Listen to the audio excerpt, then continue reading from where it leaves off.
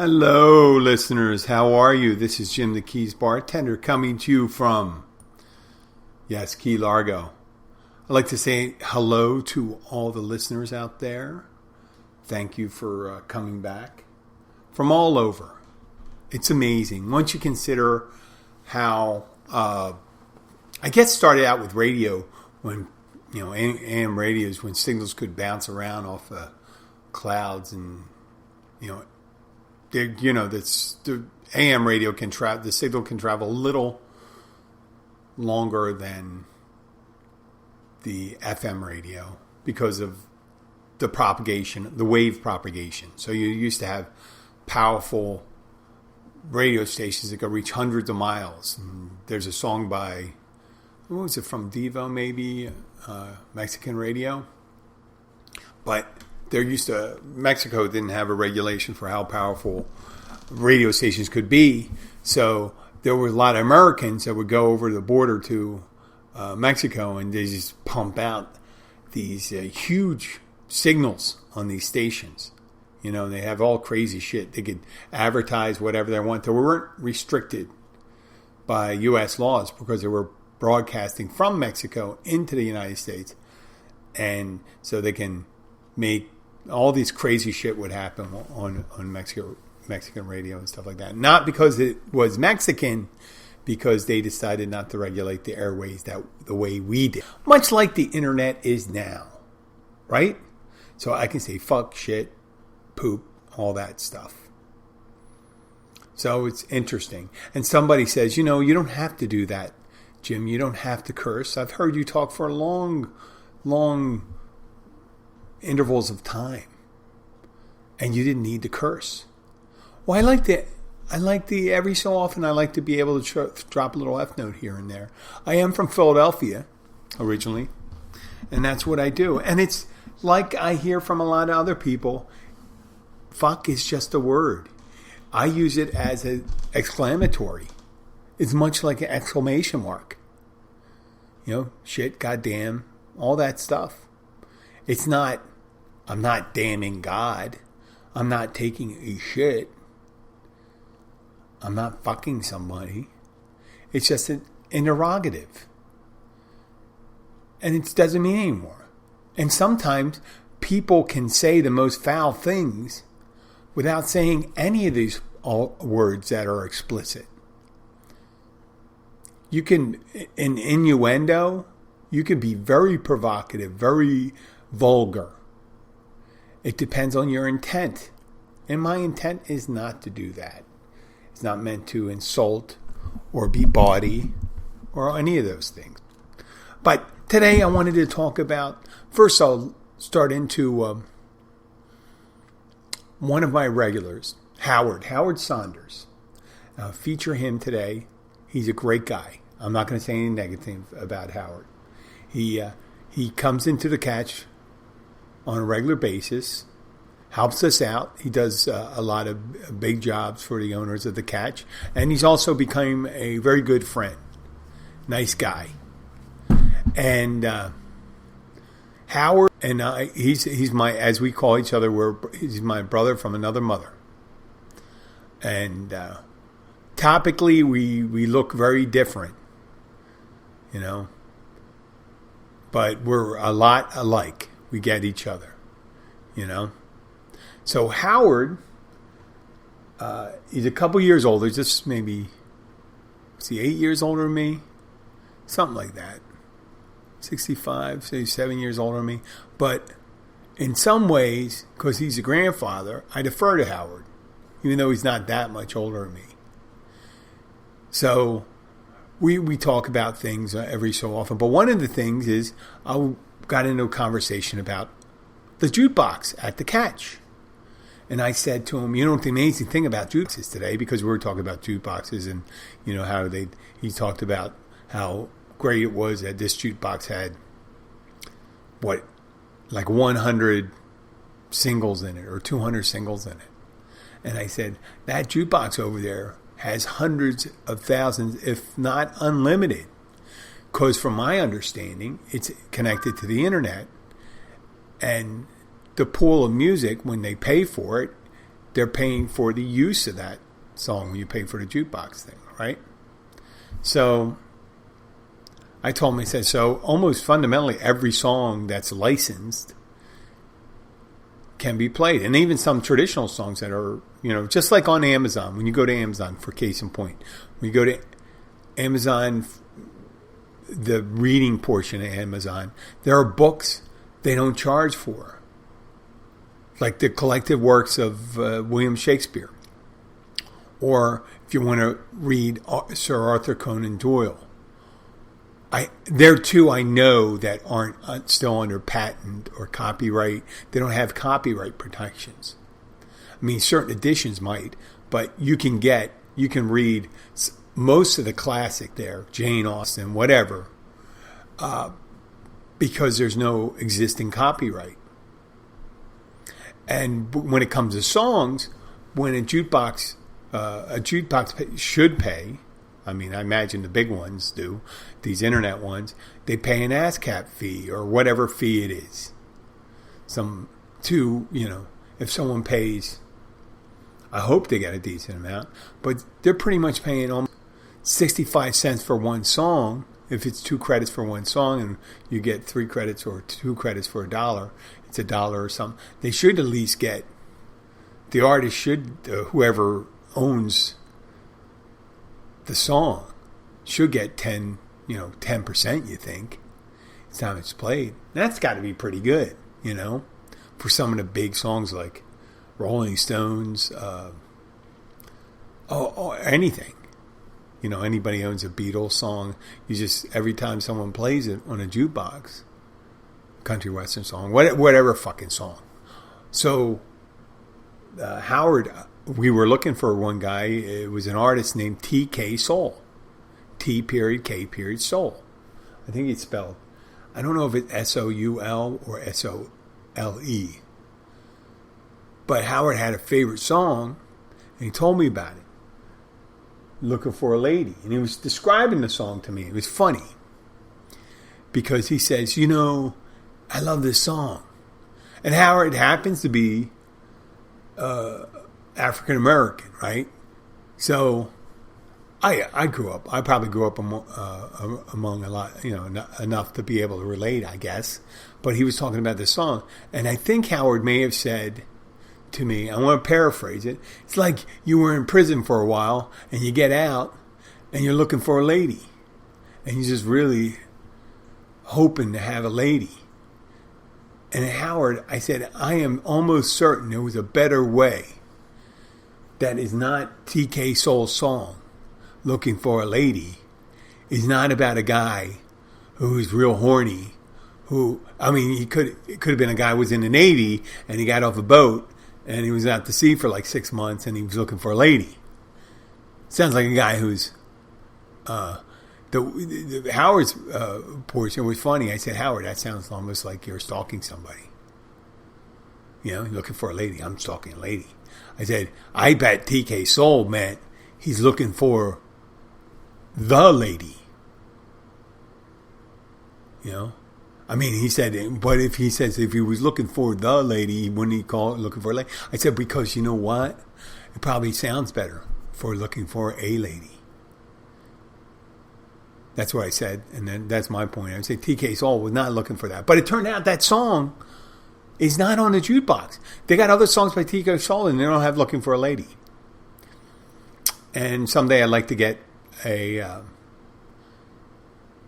actually get permission from T.K. Soul to play that song on here. Maybe I can pay him or something like that. I don't know, because there's no ASCAP. Obviously, if you can get it, I could get it on Spotify. And Spotify pays for shit. So I can't imagine why this jukebox doesn't. So, they may be the perfect people for me to get as an endorser here. I said, yeah, whenever in a year you download their app and you can play any song, any place you want, when you want, you get free credits and all that, blah, blah, blah, blah, blah, say all that bullshit, right? I could do it. So I would always joke, when I come in, I put on I turn down the jukebox and I put on Looking for a Lady. Howard goes into ecstasy over that. And I said, and I describe people like this. He says, he's just looking for a lady. It could be not Howard, because Howard is happily married. He just likes the sentiment. So I'm just saying not Howard. The guy, he's looking for a lady because he was out to sea or in prison for a while or stuff like that. But he doesn't care if the lady has a big Adam's apple, a big bottom, whatever. He's just looking for a lady, And that's satisfying his basic urges. Or... And then Howard looking for a lady, someone who's ladylike. Not just one lady, a lady, a lady. So that's my play there. On the news there, on the news front, I am back to teaching classes next week. My spin class. I've taught, in the last year, I've taught 3 classes, filling in for somebody. Now I'm going to be regular at least one day a week, and eventually I'll get 2 or 3, and that'd be great, because nothing like having to work out for a job because I have to go there. And that was the first time when I stopped working out, was when I was doing 4 spin classes a week, and then I stopped working out. Now, because I didn't have any spin classes, I needed to work out. I wanted to lose some weight, so I do that. So now I'm gotten good shape, and I'm going back to spinning. So I have to look for new music. I got to get some new music. I got plenty of old music. I got some really good playlists. And if your listeners out there are familiar with spinning or Peloton and stuff like that, generally on Peloton, because they have more exposure. Peloton doesn't use really big songs. They use more like club house mixes and stuff like that. And they have a certain amount of music they use for their background. And for smaller spin, people just use whatever they want, because unless you're, with a big popular spin club, you don't get hit up with ASCAP fees. Right? So I'm not going to say. But if you have any suggestions for music and current music, or something you like, I would like anybody that works out, try to forward to jim@keysbartender.com some music from the last, let's say, year and a half, that you think it was good. Now, for spin, you got to have a decent bass line. And you want to have good tempo. The heavy tempo is good for climbing, and fast tempo is good for sprints. But if you have any that you would like to suggest, please send them to keysbartender.com. And also, as any of the questions that you want. I do appreciate you for listening. So, to get back to the subject I started on, I was talking about Looking for a Lady by T.K. Saul, and it brought me back to memories when I was thinking about, I do write ideas down, what we're going to talk about. And what I'm going to talk about was relationships. How do people find relationships? I was single for a very long time. How old am I? I'm going on 58 years. And, counting like boyfriend, girlfriend stuff, I think it started around 15, 16 years old. I say 16. Started taking a date. 16. I always had an interest, in having a relationship. And I do appreciate some people have different lifestyles and different, they're attracted, some guys like guys, some girls like girls, some like both. I had a early propensity, heavy attraction to girls, but not like crazy. I was kind of nerdy. So that was my kryptonite. Kind of nerdy. But nerdiness was my superpower. I guess I was slightly vulnerable. So I could have been nerdy. I was nerdy enough, tall enough, just acceptably looking that girls could approach me. And I was outgoing.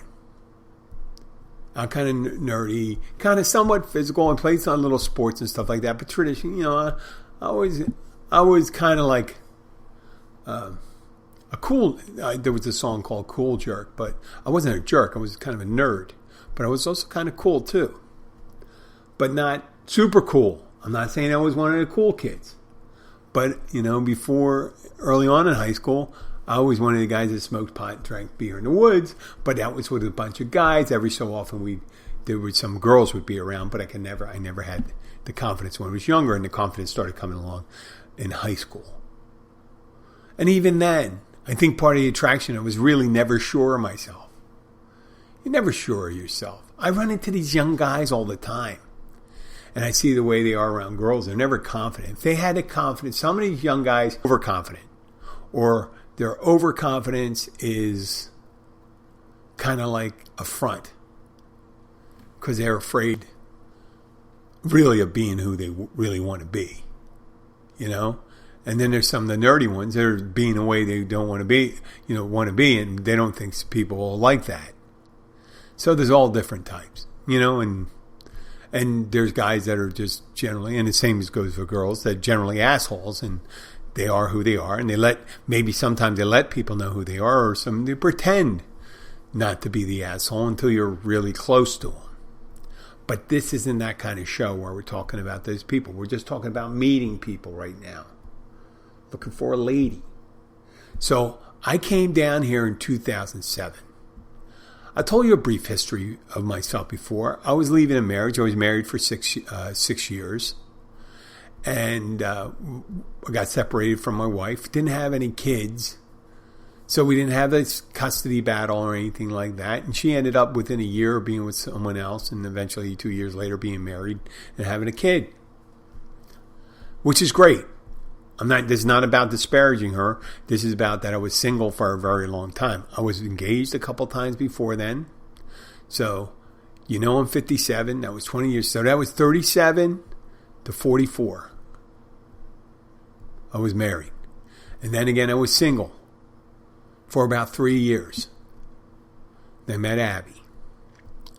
Well, they were productive years, and there were productive years before that. When I say productive, I'm in a relationship now. So I'm not saying like I'm off the market and stuff like that.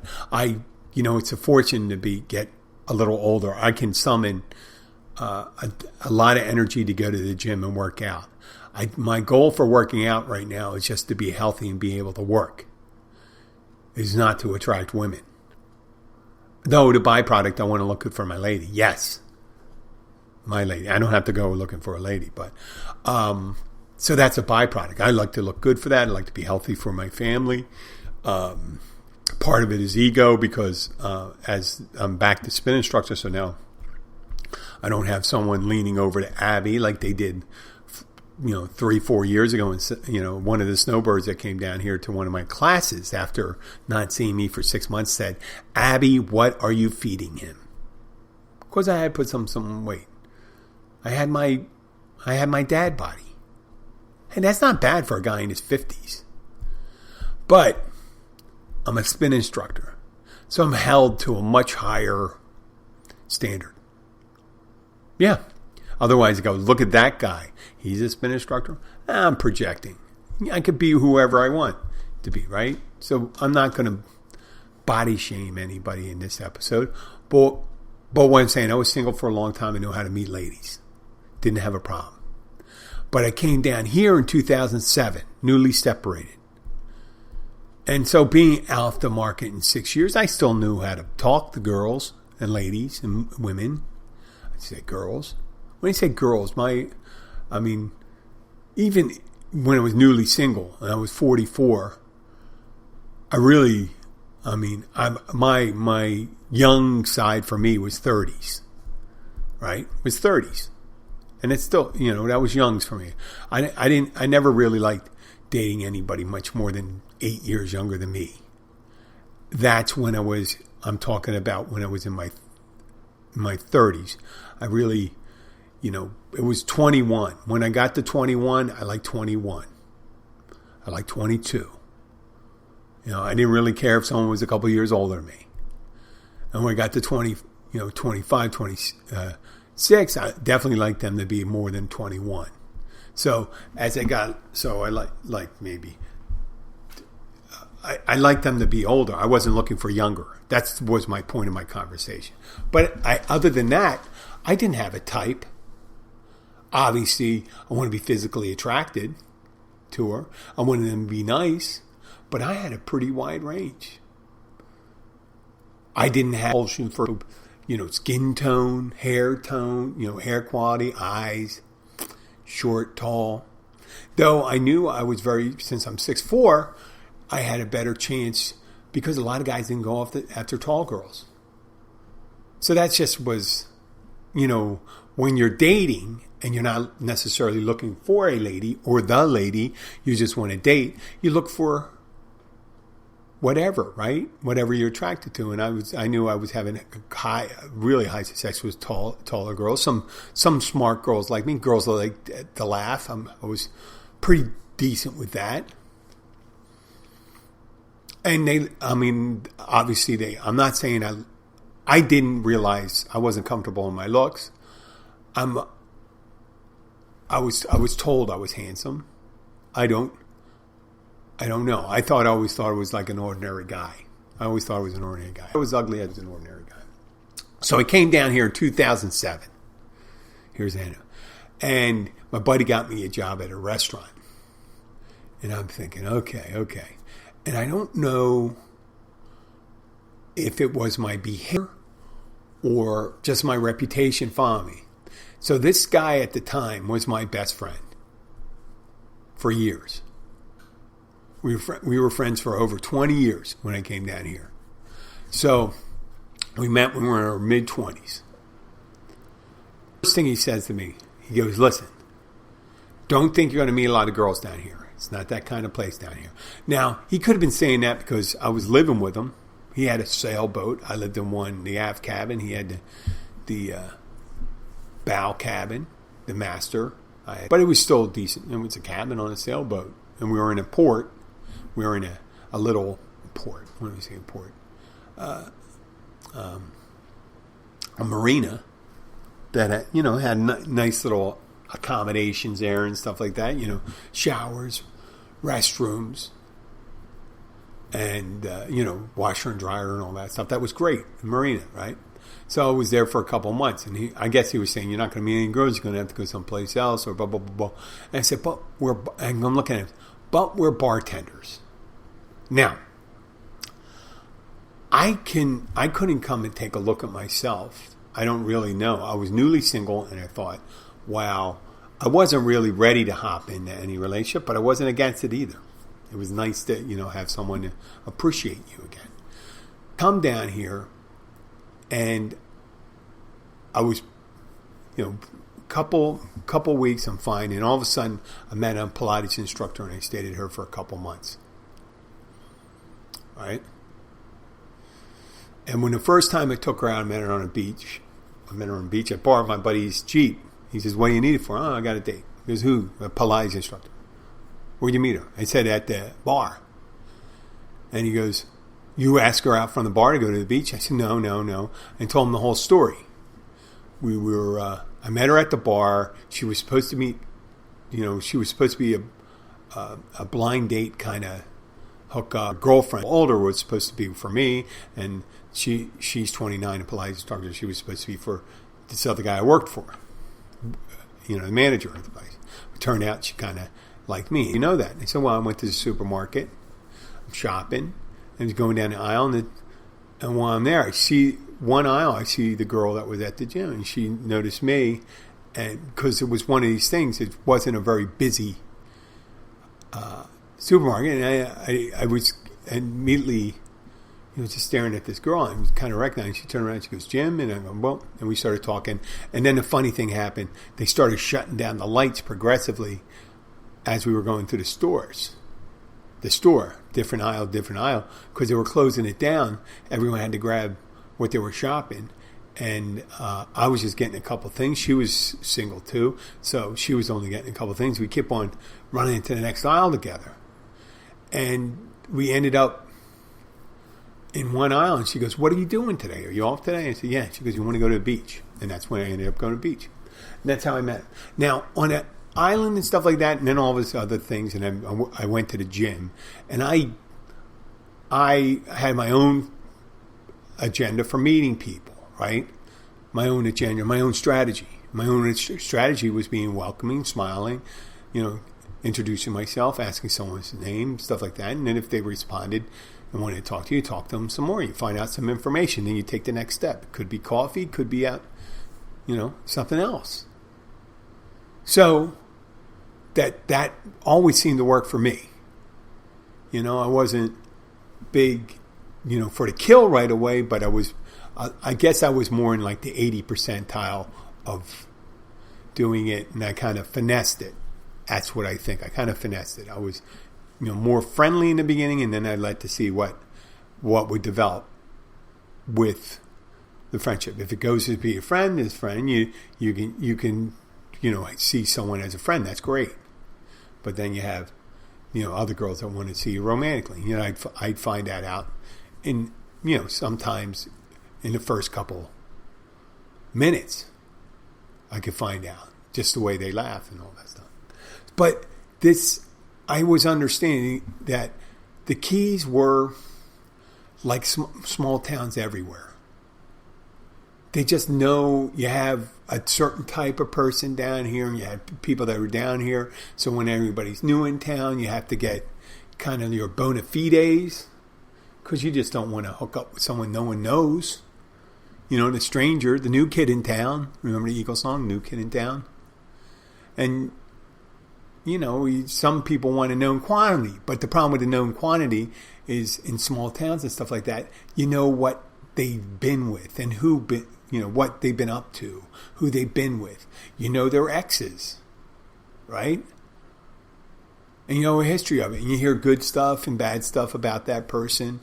And a new person, it's only the stuff the new person lets you know, right? It's only new stuff. But even on that, even in a small town, think of a small town.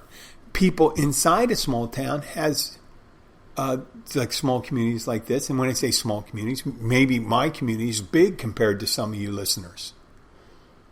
I don't know how big Alcorn, Nebraska is, or Bayview, Ohio. I know Washington, Virginia is a tiny town, but I don't know Washington, Virginia, even though that's a tiny town, it could be next to a bigger town. If you don't know, if you're in a town of 10,000 people, there's only probably like 100 or 200 people that are eligible to date at any time, that are free, and up to your, maybe even less. And depending on the circle you're from, like there's people that are clubby, they go to the clubs, and there's people that go to bars, and there's people that go to church, and there's people that go to the gym, and people that are serious about certain things that just work, and just all these things. So there's different groups people travel in. Well, here I was a bartender. I was just running people that like to be in bars, but I was running a nice restaurant. And a lot of different people had to come into the nice restaurant.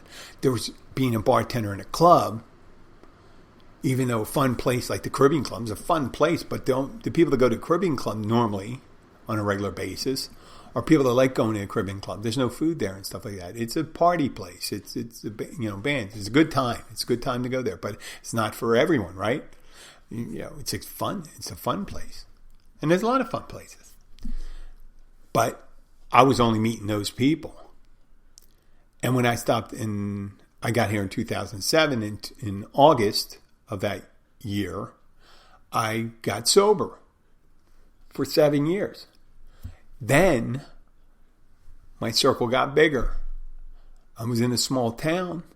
Now I'm sober in a small town. I'm still meeting some of the people that like to go into bars. And then I'm also meeting people that aren't and stuff like that. And I never realized what a hindrance that was for me. Right? I didn't know that because I drank too much, that at certain times, most of my relationships ended due to either directly because I drank too much or because of the behaviors due to me drinking too much. So that was my issue. And I guess it was the issues the women in my life had to deal with. And it's a shame. I apologize for that to them. And a lot of times I let them down. that way. I pretended to be something I wasn't, a steady individual. I'm still fundamentally not a steady individual, but I have the ability to make, to endeavor to be that steady individual and see where I'm failing at that. Before, when I was drinking a lot, I didn't even consider that was an issue. I was a fun guy, But the small townness stuff is just, you just run into it, and they would say kind of derogatory thing. You don't lose a girl, you just lose your turn. Well, that's kind of derogatory. I mean, that's the thing. There's limited choices down there. So if you want to date someone that lives down here, then you take what you got. Saying that it's not your turn, that's kind of like you're relegating that person to almost like sluthood, and they're not. It's tough in these smaller communities. A lot of people don't like long distance relationships. And nowadays it's easier to be in a long distance relationship than ever before because you can see them and stuff like that. But people still like the physical part of their relationship. And I'm not just talking about sex. I'm talking about being there. Being there for your partner. Whatever type of relationship you're in. Gay, straight, bi, whatever. People want to be with the person they choose. And sometimes they, in certain, actually, I'm not talking about the people that aren't happy with their relationships and are looking to get out. So I always thought the bigger than, when I say it, and it sounds like the metaphor is horrible, but it is. It's like having a radio station in Mexico. You can have a small station here in the United States, let's say in Texas, and it's only good out for like 30, 40 miles, maybe 50 miles. But you can have a huge, huge Mexican radio station that reaches halfway across the United States. Well, it's casting a wide net and get more listeners. Now, the big station in Amarillo, Texas, that may have, 25,000 people listening. Mexico radio may have had 100,000, 200,000 people listen, 500,000 listen. But that's because they were going over 100 times the area. And they just got more listeners. And the same thing goes for making attempts. I know you don't want to be seen as the person going to the dance and going up to every girl and asking them to dance. And once the other girls see that you're being turned down by every girl, nothing that breeds success than other people seeing that you're successful. But there's, on the flip side, they see that you're failing. They have a tendency to pile on then too. So you have to be careful about that. But I've done that share thing when I was in high school. I've asked girls to dance and they didn't go, and they didn't ask for a second dance. It just wasn't. I mean, they didn't accept the second dance from me. So they're not. I wasn't their cup of tea. I wasn't fully formed yet. And I'm not negative towards those girls. I'm not like the incels and stuff like that where he's saying they should be. I feel bad for those people. Obviously, they weren't blessed with certain skills or certain capabilities. I'm really good looking and know how to talk to girls. Really, they didn't develop that skill. Yeah, that was. It's kind of like school. So, in a certain town, and stuff like that, if you're not, or wherever you are, if you're tired of meeting the same people, maybe you need to change the places you hang out. And think about the type of person and where that type of person would be, where they would be, and what their interests would be. Generally, if you like hang out with, you like to smoke crack and you like to hang out with girls and smoke crack, you should go to a crack house. Simple metaphor. If a girl likes sports, take her to a baseball game or a football game, whatever interests her and stuff like that. But if you're looking for someone not like that, you're attracted to someone like that, don't wait for them to come along. You got to get that group. Luckily today, and I used to say shit about these things, yes, I understand why people go on Match.com and all that stuff. And I think what happens with that, I think it's great. I think it's great because then you could line up if you're being honest, if you're on Match.com and you're being honest about what your likes and dislikes are and what your personality's like, then you may have success. But sometimes a lot of people lie and try to mislead. And then when they see the possibilities, oh, I have all these possibilities, they don't appreciate what they get. And they don't appreciate the work that they need to put in with what they have. And they're more likely to shit can a relationship instead of working at it. There is, obviously, you may not be old enough to remember this, but in the 70s, there used to be, I think it was Love Story started this thing is, but there was a little thing they used to have it on the side of cups. Love is, in Love Story, it was, love is never having to say you're sorry. Well, that's not necessarily true. Never having to say you're sorry, meaning if you love someone, you don't have to say you're sorry, or you don't have to. Well, when you want to, if you did something you didn't think was appropriate, or love is, whatever it was, but they had always these love is quotes. But I think in the 70s, they were thinking more of it's like sticking. The idea was long term. And then you had the crazy 70s and went into the 80s and stuff like that, and multiple relationships. I know people down here that have been married 5 times, and several times to the same person twice. And I find that some people need to be in a relationship and stuff like that, and some people don't. I mean, if you've been in a relationship and stuff like that, and you had one for years, son, you haven't had one, it could get quite lonely. Some people never had a relationship. Other people had lots of relationships. I was one of them. I could have possibly been one of those people, just one of those things, seeing another woman each time and building up that. I mean, I would have to move all the time. I would get sick of it. I mean, seeing them, I couldn't do it as a bartender. Really? I mean, anybody, sometimes people, if you don't enjoy being in a relationship with them, some people harbor hard feelings. This may not be news to you, but people harbor hard feelings for you if you decide that the relationship you're in is not for you and you decide to move on.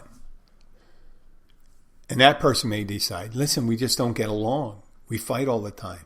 It's not good for you either. We're not thriving. And so in certain jobs, you don't want people showing up at your job all the time reminding you that, trying to tell you you're a failure. And if they harbor hard feelings for you, they could actually make trouble for you in a smaller town. Not so much in Philadelphia. That wasn't a problem in Philadelphia. But down here, you see it. I'm not used to that stuff.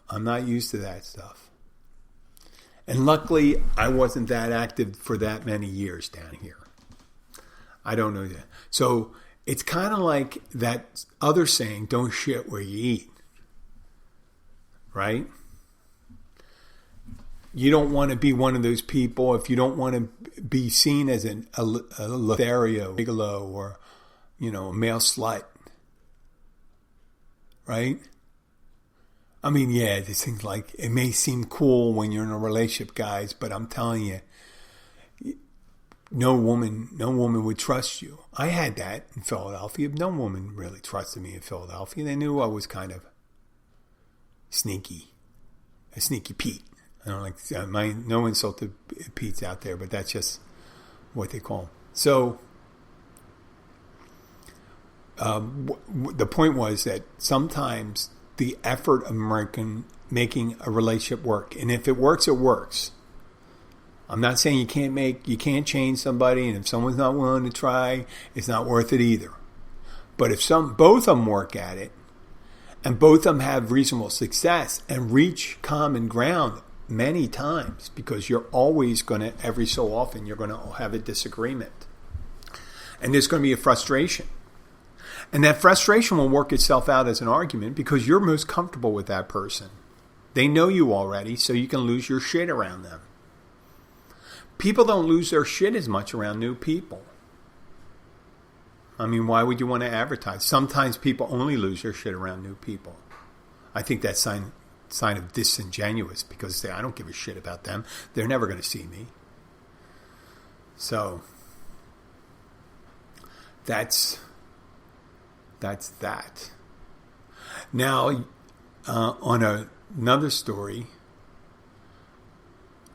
I am going to probably in the next month or two, I'm going to be venturing out to do shows from local establishments and probably do a history of it. Probably we'll start with Key Largo and then work our way. Eventually I'll work my way south. And maybe I can get some jobs down there. I'll do, signing jobs. I don't want to get in detail that. Signing jobs is things we do as a notary. It's a loan mortgage servicing. I mean, when people are closing. But I'd like to thank everyone for listening. If you like the show, please share this episode or the show. You can go right to the show and share the episode, because then they'd have to download every episode. And every so often you may find some pearls of wisdom, or you can just laugh at me. I don't really care. This is what I do instead of journaling. I do care that you are doing well if you're going through the trouble of listening to this, and I want to provide some value for it. And my value is just perspective. It's not law. Because you may have a different perspective. And I'm respective of your perspective. I just know what works for me. I don't necessarily think every system works for everyone. Different diets work for people. Different workout regimens work for people. Different belief systems work for people. I strongly believe, and this is my belief system, that you shouldn't hold firm to any one particular system, and don't have any animus or animosity towards other systems, because that just harbors negative feelings and negative energy and stuff like that. But that's just me. I'd like to thank you for listening. I'm going to be signing off soon, and we'll be back again. Maybe today is Thursday. I'll be back tomorrow. I'm going to turn this music down. I don't know if any listeners out there, if you send me, are my intros too long or too short? And don't say too small, because I know the innuendo you're about to make. I don't like small. I like it to be long. Okay, I understand. Well, this is Jim, the Keys Bartender, signing out. Have a great day. Bye. Bye.